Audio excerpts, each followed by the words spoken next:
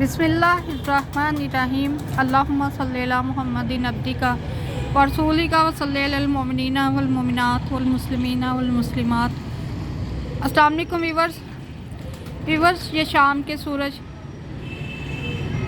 जिस तरह ढल रहा है, इसी तरह चंद ऐसे लोग हमारे माशरे में मौजूद हैं, बल्कि ज़्यादा हैं, जिनकी जब शाम ढलने लगती है तो वो दूसरों पर गुस्सा करने लगते हैं। आए हम आपको ऐसे लोगों की बारे में बताते हैं। नाज़रीन करम, हमारे गांव गोट और अमूमी तौर बहुत कम शहरों से, लेकिन ज़्यादातर देहाती इलाकों से बहुत सारे लोग सऊदी अरब,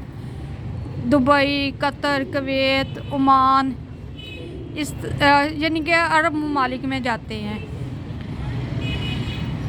और जब इन लोगों ने जाना होता है तब वो अपने बीवी बच्चों की परवाह नहीं करते। उस वक्त उन्हें अपने घरेलू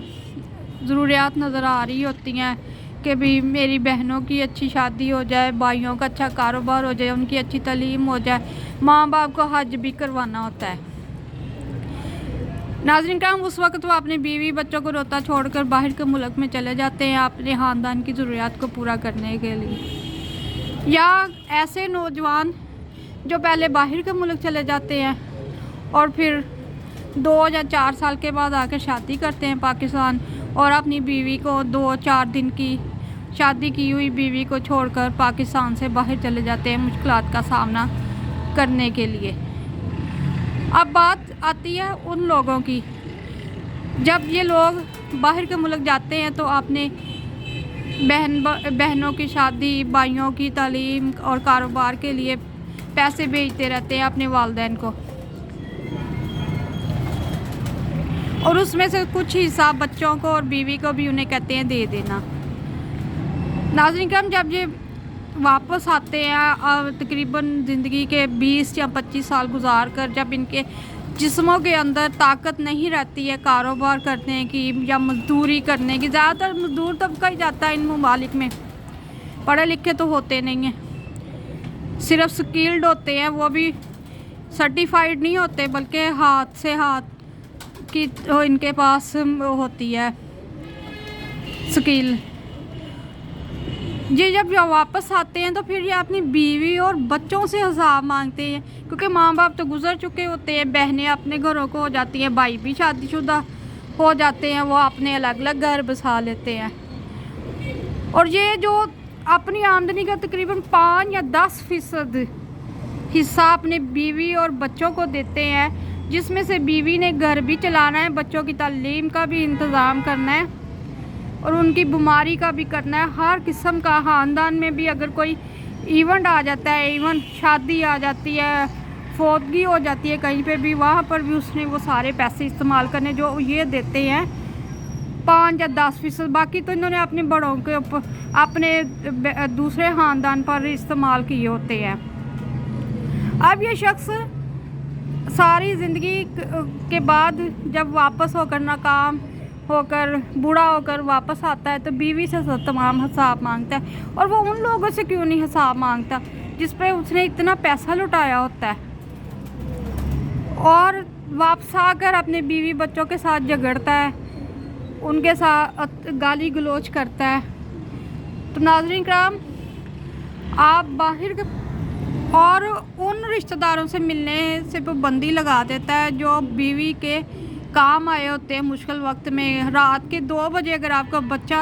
हो जाए बीमार, तो आपका कोई रिश्तेदार आकर आपके बच्चे को हॉस्पिटल तक ले जाए तो ये उसकी मेहरबानी है कि वो आपके काम आया है। तो ये शख्स उन्हीं लोगों के ख़िलाफ़ हो जाता है कि भी आप इनसे क्यों मिलते हैं।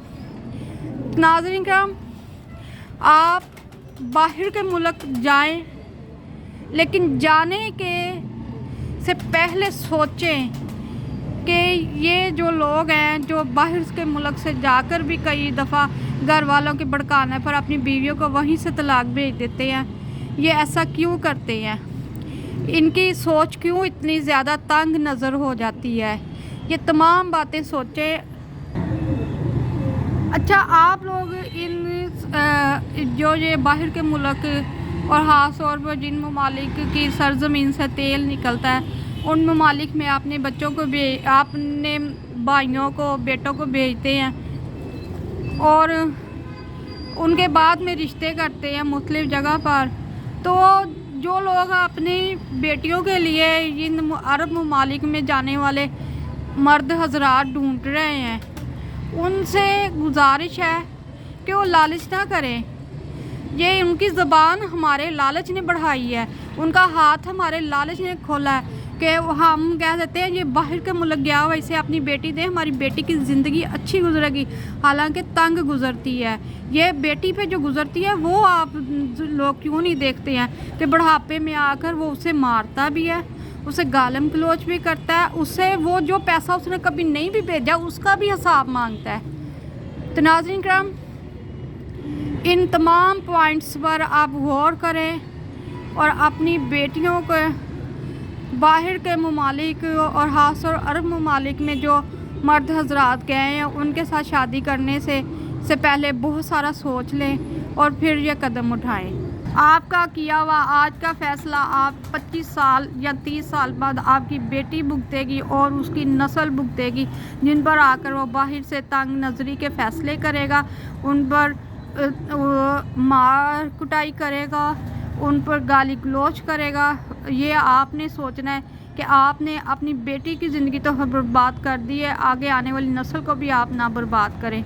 और सोच समझ कर रिश्ता करें। आप सबका शुक्रिया।